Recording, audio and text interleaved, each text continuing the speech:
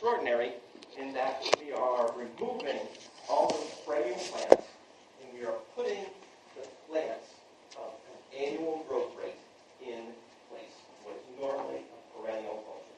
You know, we plow that sod of all perennial plants. And instead, we are putting annual plants in place. Well, annual plants are nature's responders to detrimental or devastation conditions, basically. You know, fires, floods, where a perennial culture gets wiped out. You'll see annuals spring into action to cover the earth. The nature seeks to constantly cover its soil. So the annual's place in that is to meet that demand when rapid growth is required. So it is important to keep that in mind when we're converting out of a perennial system into an annual system, that we are responsible for creating conditions for rapid growth.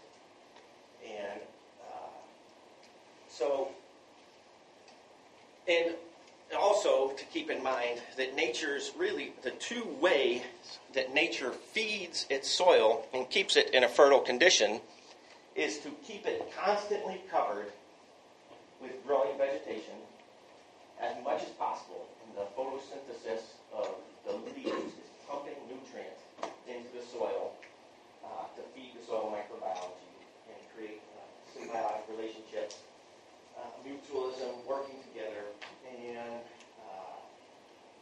and of course the other main mechanism of feeding the soil microbiology and keeping things functioning is the decomposition of primarily organic materials, once living materials, along with some various minerals and things like that.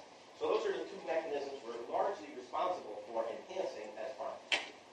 Feeding the soil microbiology through photosynthesis and providing for decomposition materials in order to keep the decomposition cycle functioning as well.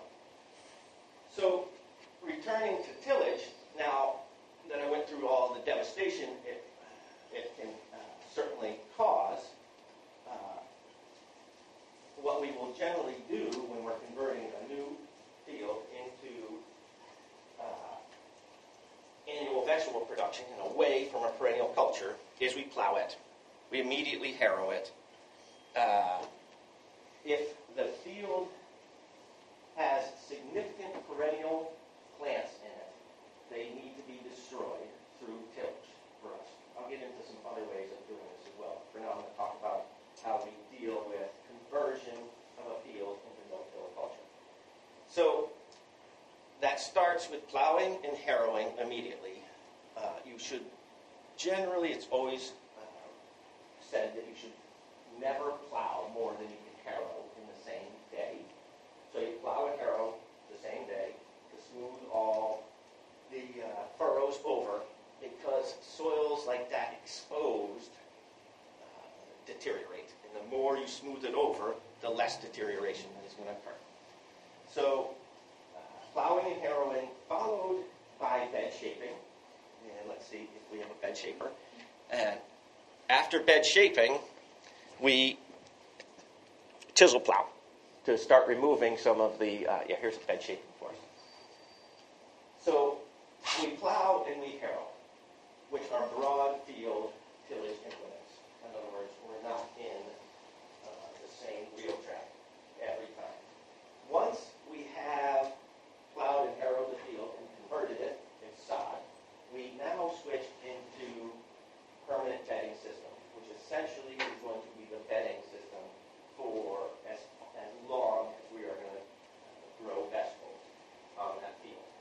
So permanent bedding system is very important to us to avoid soil compaction. We still definitely get tractors and equipment out onto the field, just not for tillage. And we don't want to compact the soil where we're growing vegetables with equipment, because that's what tillage is generally used to alleviate compaction from equipment. So this is a simple bed shaping that we do, which just is large hilling discs mounted on the cultivator frame, followed by a water wheel roller. So this is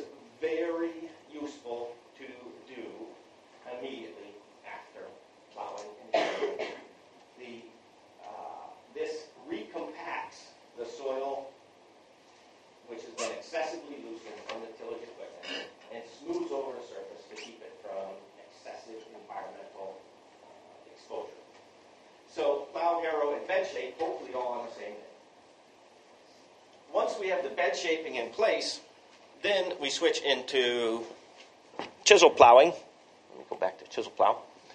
And essentially we will take two chisels, which are just chisels mounted onto the frame of that same Super C tractor, and we will rip two chisel furrows through the previous plow pan that we just made with the plows and the harrows.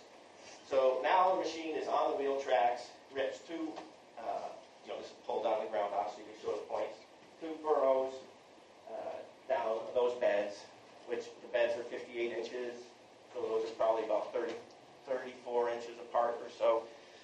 And that alleviates some of the compaction, which not only is in place from the plowing, but that was previously a hay lot, and I have never seen a hay lot that didn't have compaction issues from just hay harvesting. So, there's always significant compaction in place, generally, except for maybe under special conditions. Even like forest harvesting equipment, it all is compacting. So generally, to get the field started, we will mechanically break up the plow pan with a tool like that. Okay, so there's another view of that. Okay, and I quickly discussed, that once we get the bed shaped, we never till it again. But of course, if we're going to pull the potato digger through a field, that is just a huge disturbance itself. And so occasionally we do still use a potato digger. So there's, various harvesting tools as well as planting that, we still get a little soil disturbance here and there with a crop. And I must say that in general, as much as I'm talking about all these things and trying to give you guys as much information as possible, we also are very flexible, and we're not purists about things. If we get a little patch of perennials that overgrow somewhere in a field somewhere, we'll still come in with a tillage tool and address a little issue here or there or something, But in general, I'm giving you all the general approaches, and of course you can adapt them and work with them to whatever extent is appropriate for yourselves. Okay, well, I didn't have so many other finishing tools, but let me just finish up with, we do have like timed harrows, and sometimes we'll mount on the cultivator frame with the shovels, and we'll run that tractor over those beds. If there was, like, say, quackgrass in that sod, with the white long roots, we would do additional passes once the beds are shaped with cultivation equipment, with shovels or tiny arrows and things, to keep pulling out perennial weeds until we were satisfied that we had eliminated almost all of the perennial weeds in the field. Because as we're going to get into this, it's very important to the system that we've laid out. There is not perennial weeds to any extent that can't be addressed through a can removal in the field. So we're always seeking to remove all perennial weeds in place before we go into the no-till condition. Because the tillage is what's going to address a perennial weed. So those harrowings or those field cultivator passes are separated usually by a couple weeks. We let things dry out in the sun a week or two, and we'll repeat passes 2, 3, 4 times, whatever it takes. If it's particularly bad, the rototiller is extremely efficient at getting rid of quackgrass and other perennials with multiple passes. So we'll do those kinds of things to really finish up the beds and get them into a shape. And then usually we try to do that kind of thing in the fall, get it all shaped, get the perennial weeds taken care of, then introduce a cover crop onto the bed, which allows time for all that disturbance to kind of resettle. Cover crop grows on during winter, and then come in the spring with mowing, solarizing, which I'll cover in a minute, and start the process the next spring with vegetable growth. So another approach that sometimes is useful, this is actually a covered area to address a Canada thistle infestation, which is a fierce perennial weed. But growers have just simply covered sod with lath plastic in order to kill the perennial vegetation. And it's certainly effective. We've done that ourselves in little areas and things like that. And that takes usually months to get rid of, serious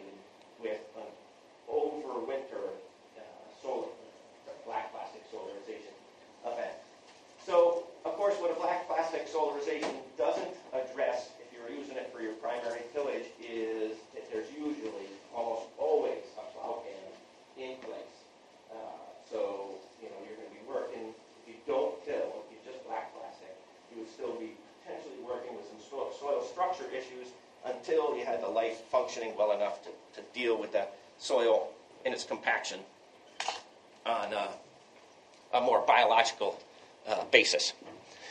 So, okay.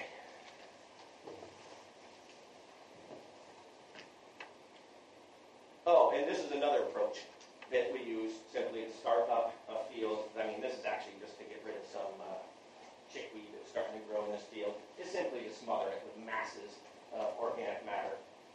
You know, some people start new fields by laying down cardboard to stop the perennial growth and then covering the cardboard with organic matter like leaf, this is straw, wood chip. So, you know, those are some different approaches.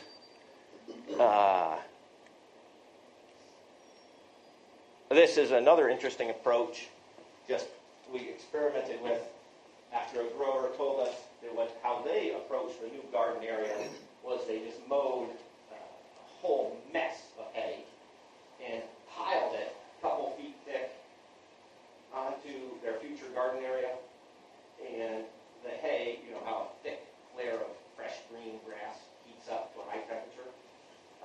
The heat and the mulching combined, basically a compost in place, burned out, you know, the perennial weeds in their area, introduced, you know, the organic matter and the nutrients from all the hay, and they were off in gardening using heat. Here, we simply used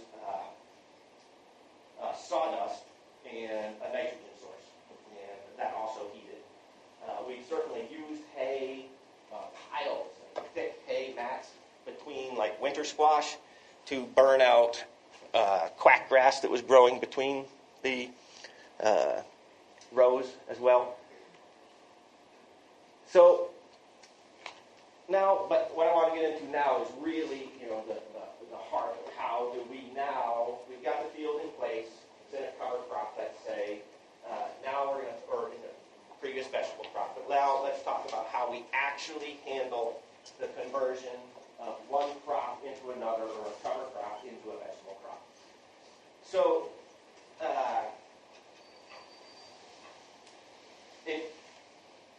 let me just say that some of the benefits of no-till are incredibly quick conversion of one crop into another, because there's no tillage events, there's no waiting for soils to recoagulate, there's no too wet soils to till.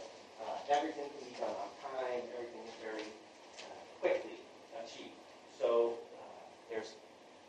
there's very quick turnover and to the system, which of course increases field coverage, soil biological function from the photosynthesis, constant vegetative coverage, and of course higher yield and potentially more profitability if all is functioning well. So the mowing machine that we have of choice that we use, we grow about 3 acres of vegetables, is actually a BCS mower, which is a 2-wheel power unit with a flail mower mounted on the front of it. We have other mowers. We have a rotary mower, which is up on the left there, which is like a heavy-duty lawn mower. We have a sickle bar mower, and of course there's a rototiller that attaches to that as well. So we have different mowing options, but the flail mower is the mower that we almost exclusively use. Occasionally we'll use the sickle bar for various other, if we want to lay down something really tall or something and not have it decompose too quickly. So there's a rotary mower mounted on the machine. And of course we do have hand tools for little areas, size, and machetes or whatnot to mow the vegetation. So mowing vegetation is the first step, and is critical. Now, I'm just going to have you guys remember these tools. These are basically just heavy-duty hoes, and I'm going to talk about those when we talk about some alternatives to mowing and conversion of field, but I'm going to stick on mowing for now. Okay, and so here's a very just simple example of, this was a crop of lettuces growing between 2 rows of tomatoes, some salad green lettuces. So we simply brought the rotary mower in there, we mowed down the lettuces, and then we covered the mowed lettuces with some straw, and they just rot down. And after the tomatoes are harvested, there's no weeds, the bed's just ready to go. The next plants can be set or transplanted into it, or the heavy mulch can be raked aside, the bed can be seeded into. So that's just like the simplest example of a no-till system. You mow off the weak vegetable, which is like lettuce. It can't make it through a mulch covering, and we just mulch the cover to allow the tomatoes to grow out, and so then we just after tomato harvest we start up the next. And of course, once the system is functioning, since there really aren't any weeds, like a harvest like garlic, there's these beds in the top are previous garlic beds, and there just aren't any weeds, and the garlic is mulched. So there's nothing stopping us from simply just setting the next plants into the mulched, no weed bedding surface, or if the mulch can be raked aside and seeds can be applied, and then the next crop is up and growing. So these are just like simple examples of why no-till functions so well, and how the simplest way that it works. Now I must say, like in terms of no-till, really like the primary, there's been tremendous benefits, to yields, quality, storage characteristics, all kinds of things like that lead to better profitability. But really, the number one reason that no-till has dramatically increased our profitability is because there's no weeds. And we used to spend so much labor controlling weeds. We would hoe, we would cultivate, all kinds of things. We were very good at controlling weeds with all kinds of equipment. But weeds were always coming back at us, particularly as we got really good at weed control. We got down to, it was a field that had basically one weed in it, gallon soda, which is, the fastest, quickest annual weed. It comes up, it can be this tall, its flower isn't even open, it self-pollinates itself, and it already has ripe seeds in it. Incredible plant. And so we were battling weeds, and it took a lot of labor. And labor on weed control is probably about 5% of what it previously was under a no system. Obviously, weeds are a response to the effect of tillage on the soil. The earth responds with massive annual growth of annual weeds, which are, of course, fierce, to recover itself because we disturb it. It isn't just because the soil is covered and that there are no weeds going to seed, that there aren't any weeds in the system. It's that the soil doesn't feel like it needs to grow weeds because we haven't damaged its structures on the soil surface. The soil is very sentient, and it communicates with itself, its weeds, its plants, its seeds, and so we don't set up the conditions for weeds to be prolific. So anyway, getting into this condition, we just can certainly start setting transplants into a weed-free mulched surface. However, the commonest condition is to have to mow residue. This is a simple example of just mowing some residue, which was callaloo or leaf amaranth, and then allowing it to die in cold conditions. Like I showed you those tomatoes earlier. We'll harvest the tomatoes, we'll chop them off the trellising, we'll pitch out the heavy tops. But there's and then we'll mow off whatever residue is left in the tomato patch. But we're not going to do anything else but come in there and apply some compost or start the next seeding cycle in the fall, because tomatoes can't regrow in the fall because it's about to frost on them, when we're harvesting in September, October. So a lot of times it's just simply mow the residue if it's the right time of year, and you're off into the next crop, because simply weather conditions have changed, and the crop that was in place cannot proliferate under the new conditions presented. But more common is to, our most common approach is to actually, we're mowing off such extensive vegetation whether it's cover crop or other crops, we frequently have to solarize, which is to cover the annual vegetation with a clear tarp. And so you can see the impact of solarizing this cover crop for a period of probably 24 hours. Clear plastic solarization requires the sun to be at least 70 degrees, possibly 75 more effective. And one of the reasons I do show all those chemtrail pictures at the beginning is that all the particulate matter in the atmosphere has definitely slowed this process down. You know, all those chemtrails that started 3 years ago, we've been doing this for about 10 years. And once all the white skies started occurring, the temperatures generally have to be a little higher. Now, in certain annual weeds, like purslane, are particularly resistant because the temperatures aren't getting up where they used to be for our solarization events. But in general, it's still highly effective. You can see along the side, there's a few straggler grasses or something that instead of leaving the cover on for an additional 24 hours to get those few stragglers, we simply come through with one of those hose, big heavy hose I showed you at the beginning there, and just whack those things off instead of like leaving the cover on just for a handful of plants. Sandbags hold it down about every 20 feet. And this is, you know, the kind of surface that we're looking at. I think I have a bunch more pictures of solarization here, so I'll run through some. Right, so here is about our hardest, most difficult thing to solarize. This is a dense cover crop of winter rye. It's probably 7 feet tall. It has clovers in it and other mixed cover crop materials. Often vetch is in there with them. And it is dense because, of course, the fertility of the field is good. And these cover crops just come in massive. So this is May. And so we got to get in there and mow that down. There's some of the clovers in one end of the field there. But this is that patch now mowed.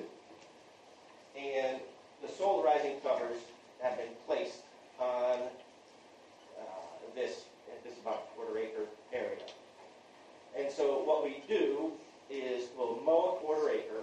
We'll pull the plastic sheets out onto the quarter-acre. We will allow them to solarize. Winter rye, you know, of that expensive growth, takes probably 3 days of good sun to really burn it off. So, Brian, did you flail that? Yeah. Sickle mow? This was flail mowed, but sometimes we'll lay it down with the sickle mower to make it go through. This was flail mowed twice back. Knocked it down, and then brought the mowing machine back over to finish it off. You have another question? Is the solarizing plastic single use, or can you? Yeah, I'll cover plastic in a second, in detail. So this is double mowed. You know, the flail mower can deal with that. I mean, you kind of push it up, and it's an expensive process to chop it with that flail mower because you got to hold the machine up to keep it from binding up with too much residue. It's a great flail mower. It's got a lot of power. But it is, you know, an effort to mow a quarter-acre with the machine. It requires some physical strength. But it is easier to simply lay it down with a sickle bar mower.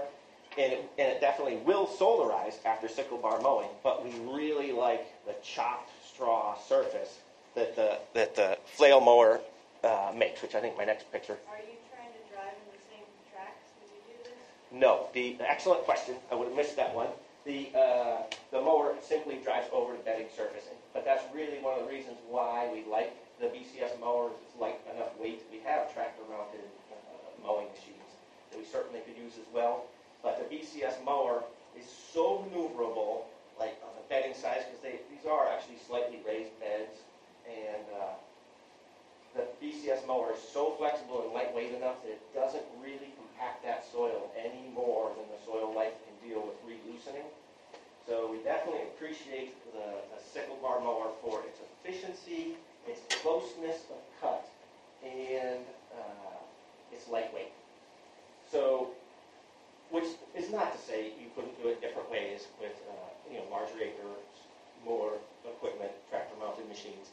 But a close mowing is important.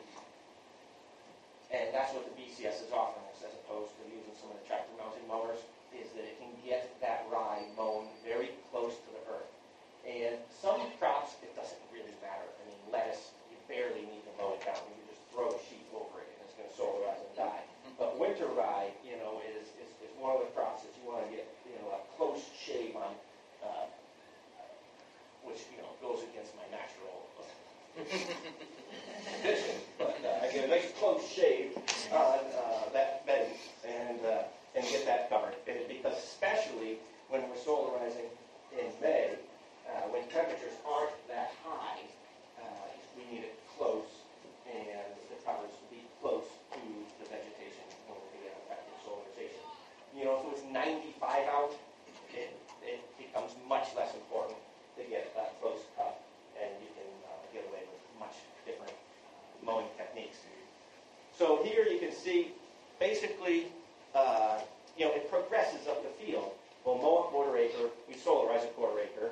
After a couple days, 3 days, we mow the next quarter acre, and we move the sheets. So that we're not hauling sheets all over the place. It progresses along, and we only have a quarter acre of sheets here, a quarter acre of sheets over there, to cover 3 acres. And what that means is, it takes us a couple days to get a quarter acre seeded or transplanted or compost applied, mulches, all kinds of things.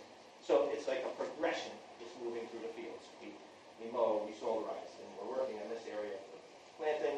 We're mowing and solarizing and moving it along. And the timing seems to work out pretty well for us to work at that rate. So here you can see the clover in underneath the winter rye, and you can see the progression moving across the field with the bags there. I'm going to talk about plastic in a second. This is the reason that we like the flail mower over the sickle bar mower, is because it gives us mowing, primarily rye, has other things in it too, but it provided us our mulch surface. Like we grew the mulch to cover the soil right where it's going to go. So the mulch is provided by mowing the cover crop into these chopped pieces. The bed's already mulched. It simply can be transplanted through if that was the approach that we were looking at. So a beautiful mulch surface. Now, the sickle bar mower offers longer stems and slower decomposition. So if you wanted a longer lasting mulch, the sickle bar leaves it in a condition that it's more resistant to decay. However, we seem to do well with this kind of relatively long chopped pieces from the flail mower, several inches long, and it's just beautiful to work with, because sometimes, I think I have pictures of that coming up. So there's a progression across the field. Okay, and this is the field after transplanting and seeding. And just to give you an idea, I took this picture in particular. This is a number of years ago, but it has an excellent picture of carrots broadcast seeded onto those beds that have never seen weed control. So just to give you an idea, there's some weeds in there, and we will eventually go through and get those few weeds out of that carrot patch. I'm sure you guys are aware of how slow a carrot grows and how prone to weeds. You're losing the carrot patch to weeds, and that's the condition that we got out of there. So,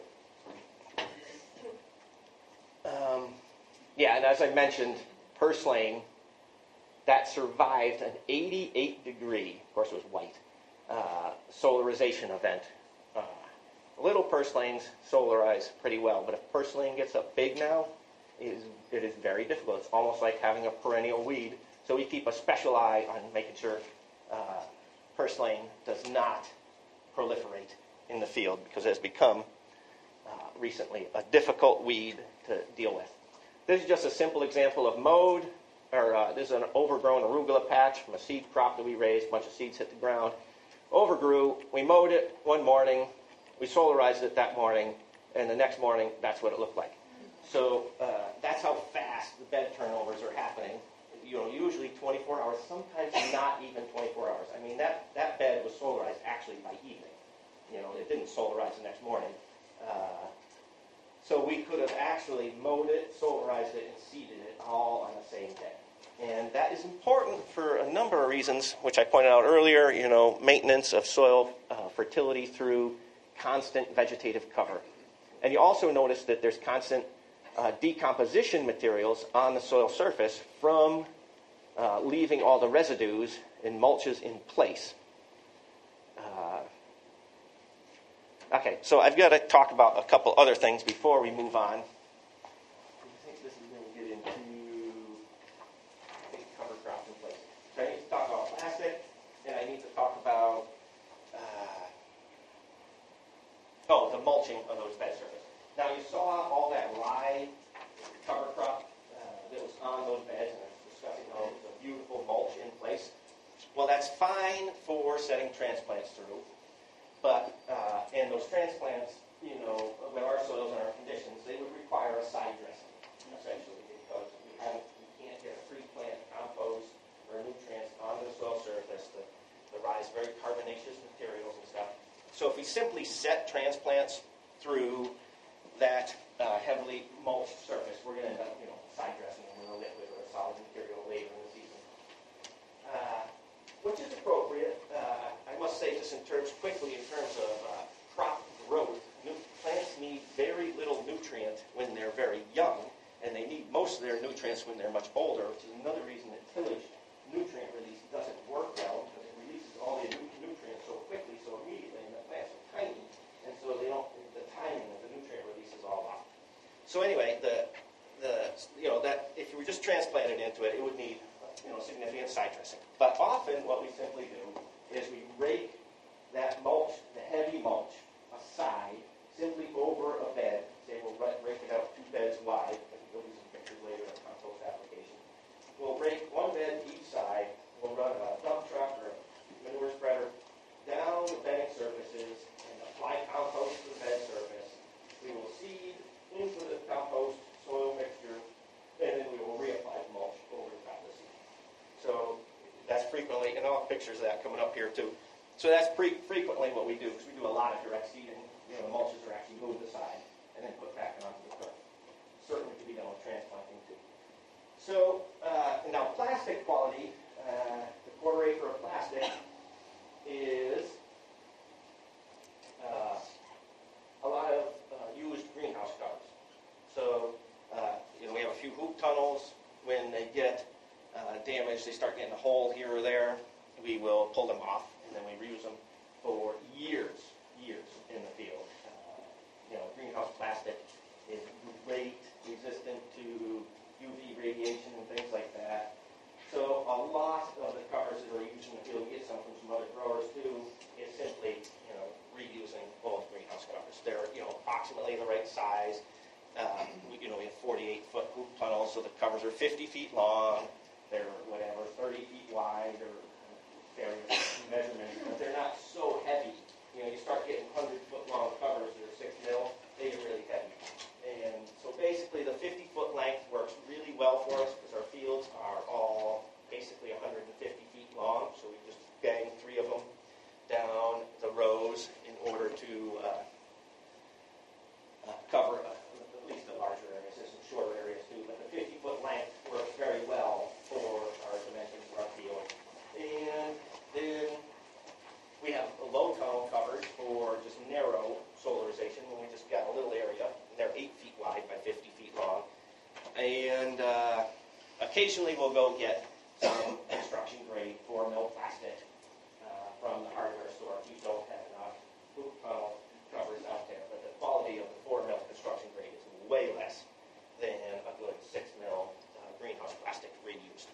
And those, we just pile them up in the shade after we use them on the side of the field, keep them up and keep them out of direct sun.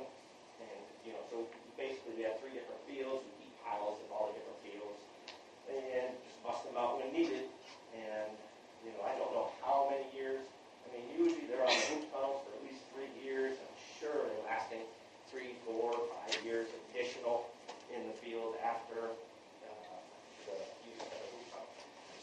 largely it's just recycling. We also use black plastic, as I showed you, for occasional events. And that is usually recycled from like our straw storage or firewood storage or things like that. We covered it for more, keeping water off. Often has a few holes in it, not so useful anymore, moves out to the field for use as black plastic covering. Black plastic covering has the advantage of it doesn't heat as high as a clear plastic, but it blocks out the sun as well as providing heat. So it has the additional advantage of if you can't get the temperatures high enough, black plastic can be used instead to create conditions of no sunlight, which also will, of course, eventually kill plants. Usually a black plastic solarization event takes 4 or 6 weeks to kill annuals by just starving light, as opposed to use of heat, which is clear plastic, which can take simply a day or two. So that's some of the reasons, of course, we use the clear plastic is the speed and its efficiency of speed when dealing with annuals. We'll use a black plastic, as I showed you, for Canada thistle if there's a perennial weed problem, and we can use it under those kinds of conditions, but that's pretty rare. Sometimes off-season we'll use them in the spring. Say there's some chickweed or something and you can't easily control it with a hose. We'll cover in March and April and kill off some chickweed or something with a black plastic cover under low temperature conditions. A lot of the crops, because we are in constant year-round vegetable production, the winter vegetables need to be removed as well to start a new crop. So in winter, you can't solarize. We still want this with clear plastic. We still want a speed. So simply in winter, often we end up simply hoeing the residue of the spinach or the lettuces or whatever leafy green or something that we were growing through the winter under the boot tunnels. Sometimes we'll mow it first just to make it easier. So say we had some overgrown spinach, we'll just mow it and then just hoe the roots out quickly. Say, of course, it would regrow spinach, regrow. But hoeing on relatively small acreage, and we don't do more than an acre of winter production, usually less. And so hoeing off those, hoeing lettuce or spinach roots with a big wide hoe is not really a daunting task. We achieve it pretty quickly. So there is manual removal. We just whack those things off, and then we can immediately get into the bed, of course, with no delay whatsoever. So we do use some tools just to remove some roots if necessary. Okay, so I'm going to talk even faster now. Yeah. So this is simply cover crops in between cucumbers, which would be eliminated as the cover crop moves out. That is simply to keep the soils as covered as possible. I think there'll be additional pictures. This is how we deliver compost to the beds that are very closely spaced, the 36-inch wide beds. They're on the home field. We simply load 3 wheelbarrows and wheel them down. Here's some tools that we use to move materials, refuse hooks, because they're used in the back of the dump truck. Here's a bed that has its compost applied, 2 beds, narrow beds, and this is an example of where we would have used a very narrow solarizing cover just to keep things constantly moving. We constantly are moving one crop into another. This is just a simple example. This is an example of seeding. And so what we've done here is that bed in the top below the parsnips was just solarized. This bed is germinating a crop of probably some kind of salad green or something. You can barely see, but there's no weeds in it. And then this bed was solarized and now composted, and I'm actively seeding into the bed surface. There's a couple examples here of how we work things into the bed surface and how we applied seeds. There's a little measuring cup there, a clear plastic measuring cup. And on the back of your handout is we direct seed, we broadcast seed so much of the direct seeding because there are no weeds to speak of. We don't have to put things in rows in order to hoe them. So a lot of things are broadcast onto the soil surface. So, and what that means is on the back of your chart, there's like per 30 square feet, we lay down 1/6 of a fluid ounce of less seed. And so for a 120-foot bed, we will lay down, I think 360 square feet, 2 fluid ounces onto a 120-foot bed, 3 feet wide. And you got your 2 fluid ounces in your measuring cup. We scatter one side of the bed. When we're halfway down one side, and we've used a quarter of the seed. When we're at the other end of the field, we use half the seed, and we can measure the volume of seed to area in order to achieve broadcast seeding. And then we drag that seed in. I just used a drag there, which I'll show you better pictures of. We drag the seed into the compost soil mixture, and then we mulch over the soil surface, and then immediately water it in. With the improved water, I was mentioning how effective this system is with weed control and improvements of weed control labor. The secondary benefit in terms of labor has been the amount of how little irrigation we need to apply to our fields at this point. We always irrigate, well, unless imminent rain, but we always irrigate in a seeding or transplanted crop. So we have irrigation, and it's done immediately just in order to spark germination for all the benefits of immediately sparking germination. But we rarely, even in very dry conditions, ever have to re-irrigate the field because of the improved moisture characteristics of a no-till soil, which is just phenomenal. The way it can keep, it's sponging the water from lower levels up into the surface underneath that mulched layer. And so here's just the germination coming through a mulched surface. We use a lot of straw. No, we use mostly leaf and wood chip now. This is all straw mulched. But we'll use a mixture of the three or any kind of materials. It varies. That could have been through some of the rye. Here's the example, as I was talking of before, of 2 beds with the rye raked off. In this case, we couldn't rake it to that side. So 2 beds were raked off. And now compost was delivered. It was direct seeded, and now we're going to rake that mulch back over the top of the seeded bed. Here I am just measuring, and those are all measurements, so we write it all down so we can keep track. And that's the seed dragged into the soil with this tool. This is our primary drag. It's just ring drags that follow a grain drill hooked onto a wooden bar, which is a very handy, quick tool. Not that we don't have other tools to achieve the same thing. That's with the seed dragged into the soil. Oops. And then that's the mulch reapplied over those beds that you just saw. So that was the process. Direct seeded. Hopefully I have a picture of the crop coming through here. Oh, yes. And then this is that same beds, of course, a month later or so, with the radishes growing, and never any weed control. Never touched a single weed in that bed, and that's what the results were, of course. There's a handful of weeds out there, but the crop is already up to size and approaching harvest. Other tools for dragging, these are various tools for dragging the seed in to the soil, is a much easier tool most people like to make instead of this ring drag, which just requires some basic assembly, and we do. That is our primary tool that we like very much. However, you can just take a leaf rake and straighten out the tines with a metal leaf rake, and it just works the seed into the soil effectively as well. We have wider ones, the big wide leaf rake type things that we've straightened, and that's very effective as well. We've stacked them up against each other, and essentially they perform equally well. This one might be slightly easier, better speed with the ring drag, but the tined rakes work fine too.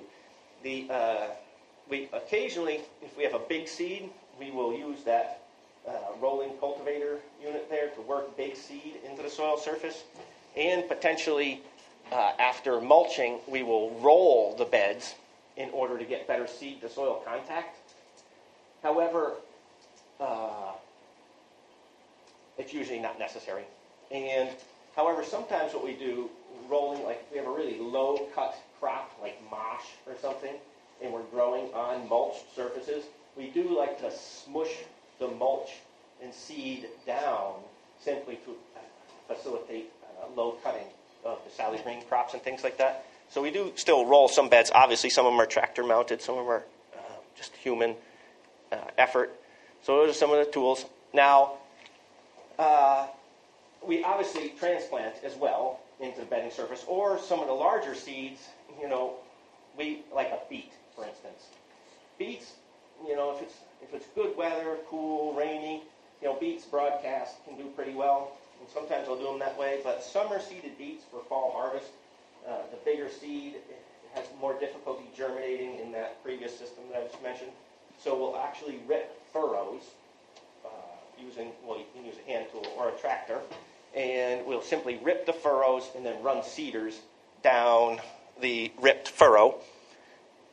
Or, obviously we can mount larger blades and make furrows for transplanting as well.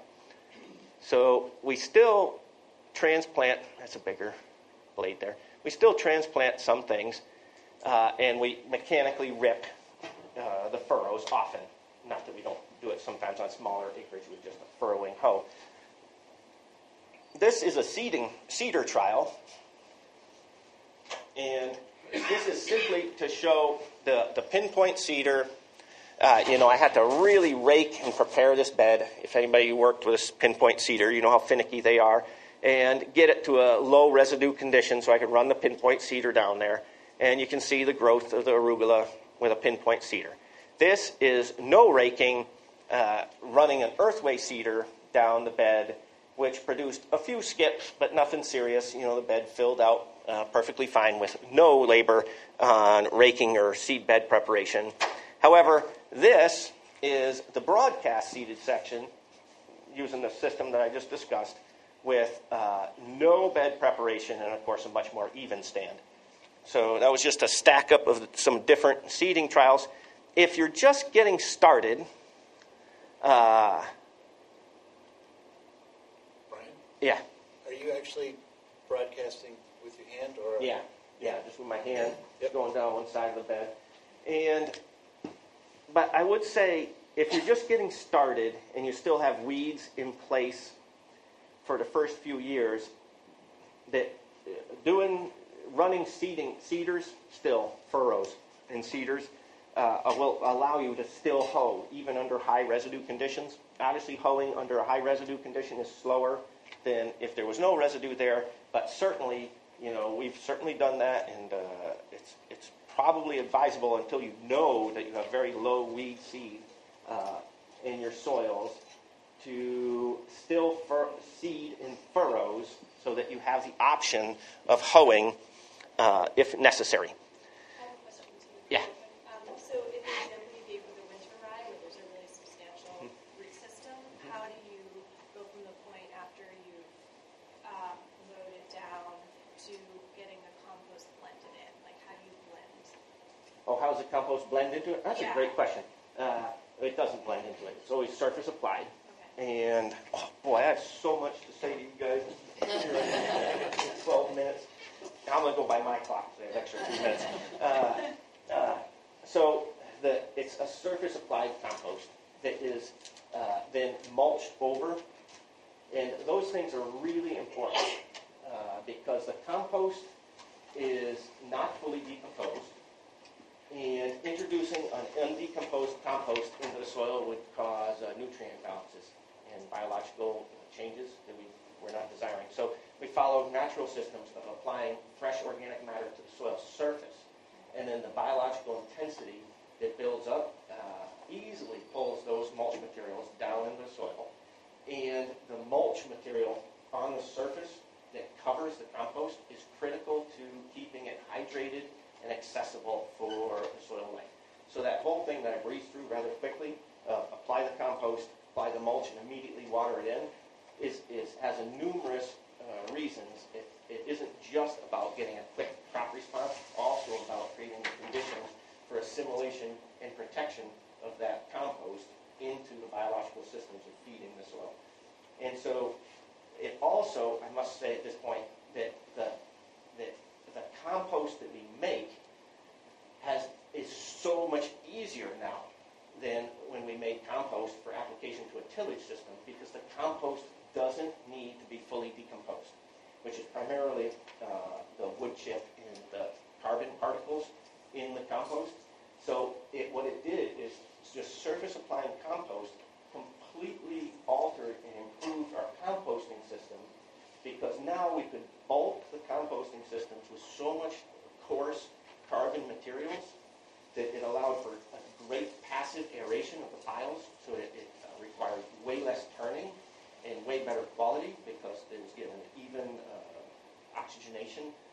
piles with the high carbon content and the porosity provided.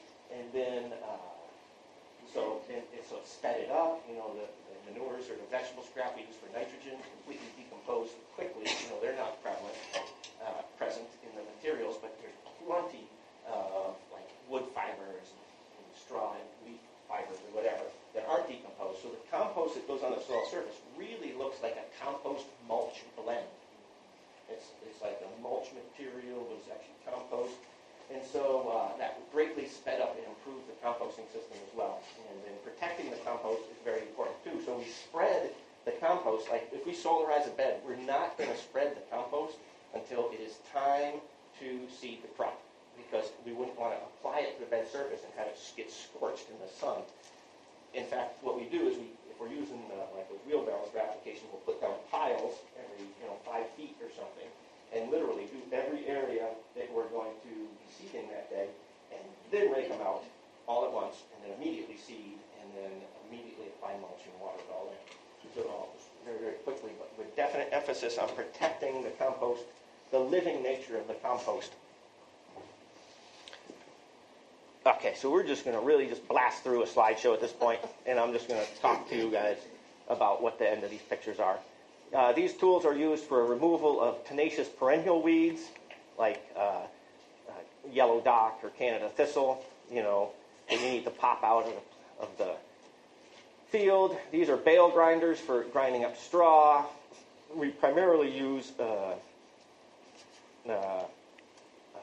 was hay actually there. We primarily use wood chip and leaf at this point, because this is an experiment showing wood chip and leaf versus straw across numerous different crops we planted. And straw consistently gave us weaker germination and just not as plentiful crop growth as leaf and wood chip. A mixture of straw, leaf, and wood chip worked just fine, but consistently we replicated this several times and saw the same results, where we were getting better growth with leaf and wood chip, or a mixture of three. But straight straw alone was giving us not as good a response. So we definitely have switched more into leaf and wood chip. Obviously, we're still working with our rye, but we have increased the other crops in the cover crop mixture to provide more diversity than the density of that rye that I showed you earlier in the slideshow. Does it germinate less in the rye too? Is that what you're saying? Yeah, exactly. I mean, you can make up with it because we don't always apply compost. But this is an example of hoeing beets. But if you compost those beds, you definitely get better germination as well too. So here's an example of the beets in lines that we actually hoed because there were some weeds in them. Even under that high of a residue there, and this is what they came in like. So they looked very nice in the end after hoeing, but that was a challenging patch. So did you mulch again after you hoed them? No, we just went through the once, and when we hoed that patch,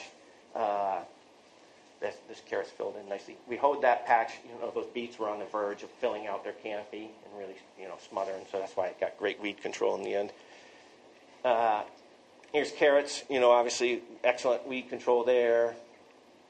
Here's potatoes with mulch on the hills. Very minimal hilling. This is just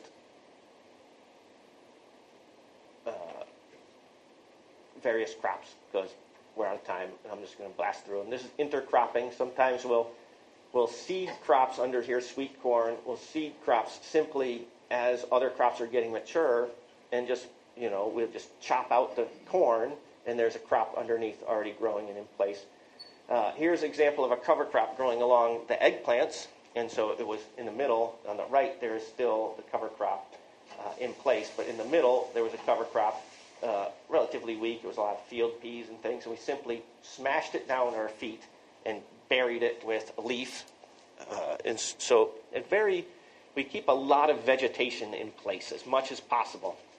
The rye is seeded right over the well, this is clover, is seeded right over the vegetation in winter for winter growth.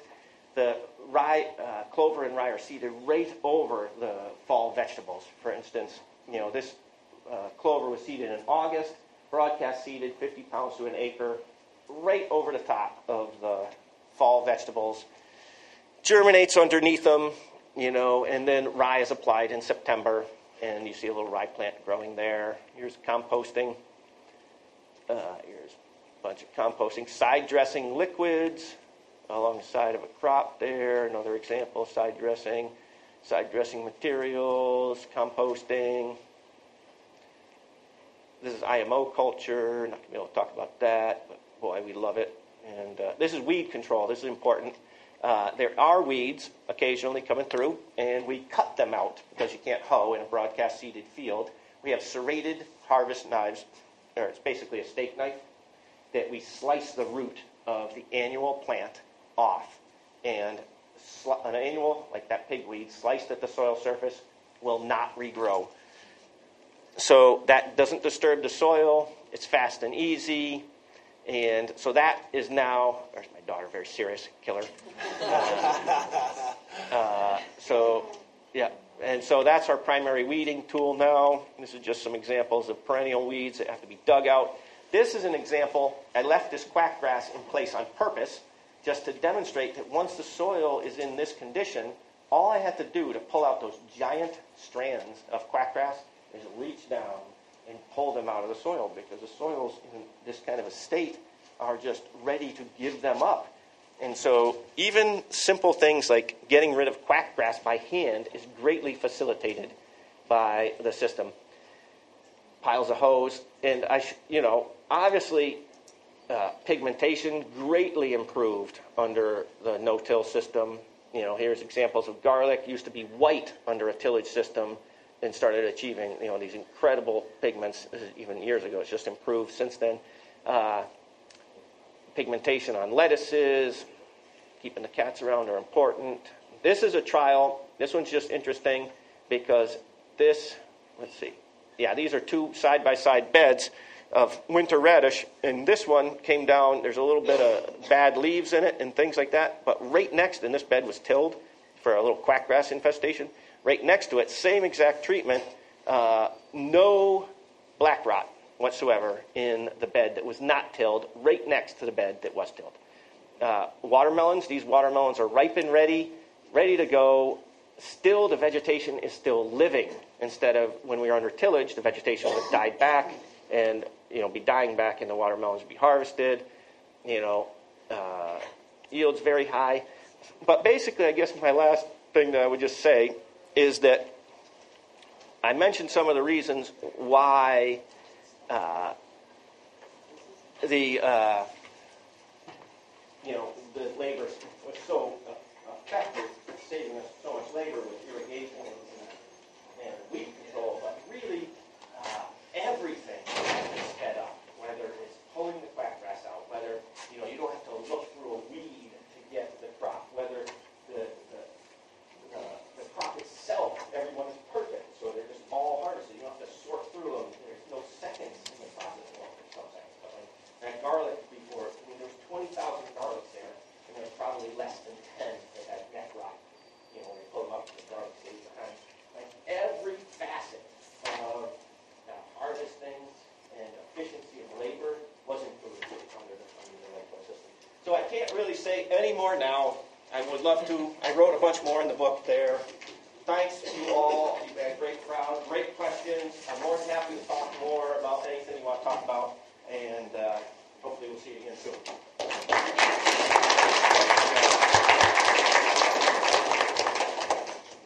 What's your soil type? It's a fine sandy loam. It's a wood-ridge fine sandy loam. Relatively high water table, valley locations. We have 3 different fields that all have the same soil type. We're very custom to working with that fine sandy loam. There's some soil has some clay in it, so sometimes we'll introduce the clay from the subsoil back onto the surface.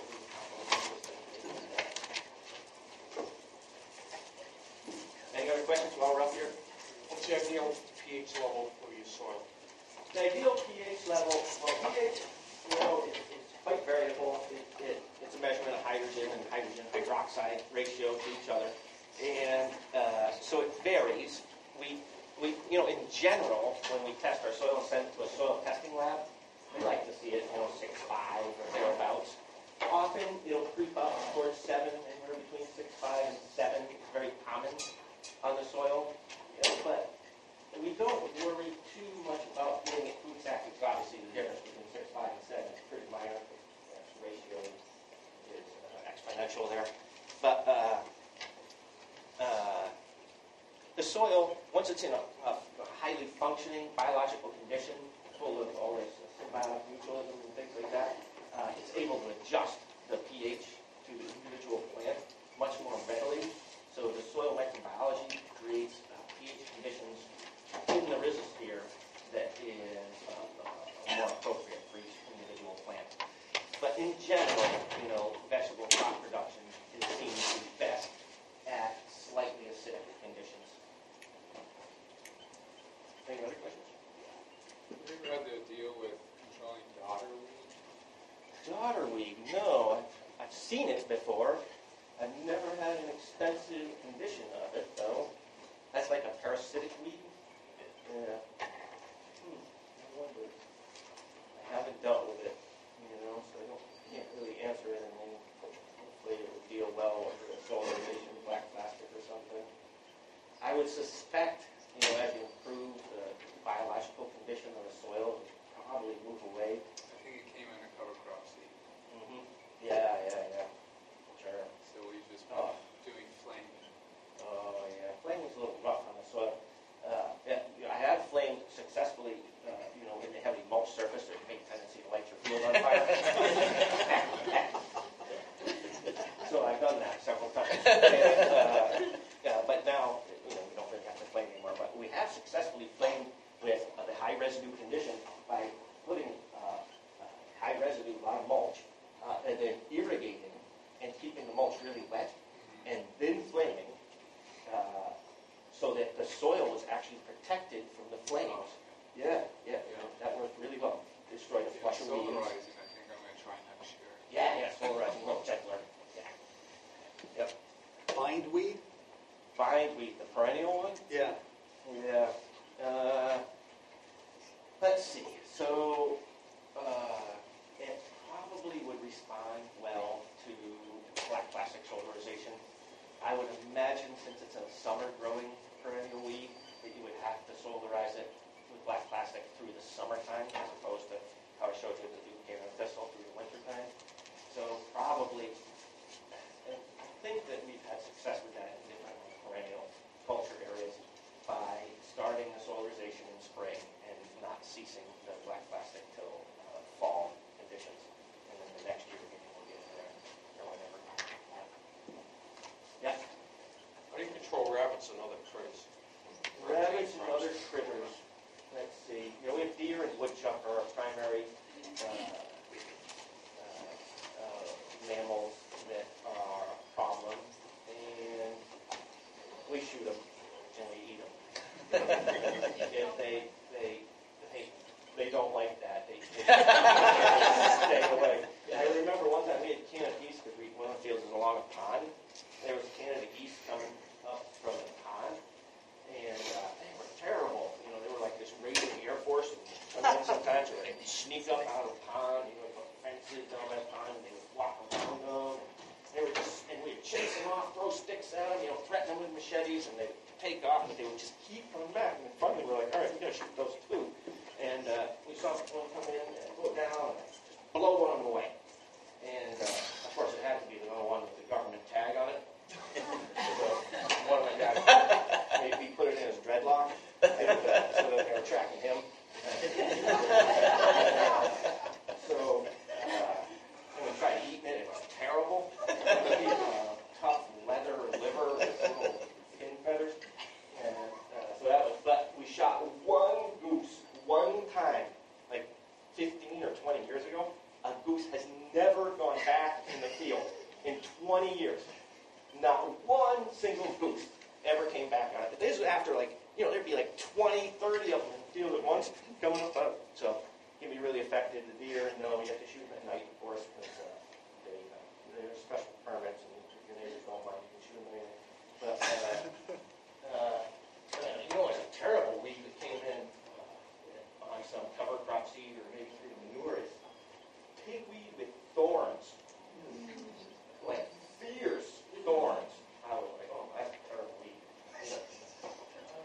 So long story short, I switched from plowing the whole fields to kind of a strip tilling with this sod in between the rows, and now I only till the 2-foot section where we're planting. But my attempts at no-till, the grasses invade, Sure. you know, and Right. what would you suggest there? Probably something more akin to, you could try something like what we're doing, is instead of leaving the 2-foot path of perennials, switch to 2-foot, a break of crop, annual cover crop. And so what I was discussing there with the use, we use a lot of different cover crops in between to keep the vegetation in mass. But as long as annuals in cover crop instead of perennials, you can still mow it down and solarize it quickly and then start the process all over again. So maybe switching to like something more manageable instead of the sod. Maybe more of an approach. And I forgot to mention some other things too. Like one important thing about the solarization, which is really effective and helpful, is when we were solarizing those quarter acres one after another, we did all the slugs. And back when I did strip tilling into mulch surfaces and things, we would often have difficulties with slugs.